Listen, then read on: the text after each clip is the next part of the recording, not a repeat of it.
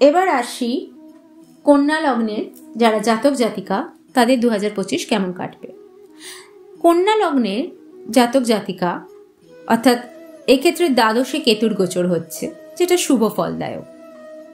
কিছু কিছু ক্ষেত্রে লাইফ উদাসীনতা কাটবে, কিন্তু সেটাতে চিন্তা করার কিছু নেই।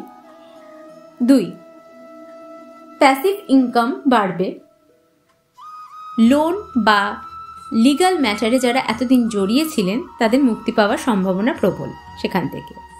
তবে সপ্তম আর ষষ্ঠপতির গোচরে ম্যারেজ লাইফে একটা প্রবলেম ক্রিয়েট হওয়ার সম্ভাবনা আছে। সেক্ষেত্রে পার্টনাররা একে অপরের প্রতি একটু অ্যাডজাস্টেবল হওয়ার চেষ্টা করবেন এবং কোনো ঝামেলা অশান্তি পড়বেন না।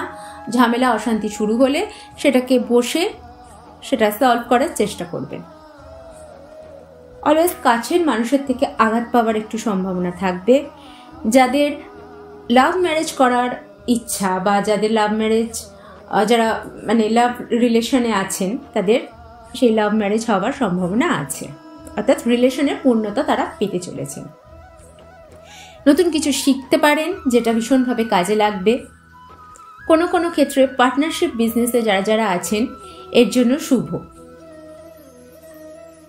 এবছর বেশি কিছু হেলথ ইস্যু থাকলে সেটা কিন্তু একদমভাবে ইগনোর করা যাবে না। এই ক্ষেত্রে রেমেডি কি কি হওয়া উচিত? প্রথমে বলি, মাসে 3 থেকে 4 মাস যাদের সম্ভাবনা শরীর স্বাস্থ্য যাদের ভালো থাকবে মোটামুটি, তাদের রক্তদান করা অবশ্যই প্রয়োজন।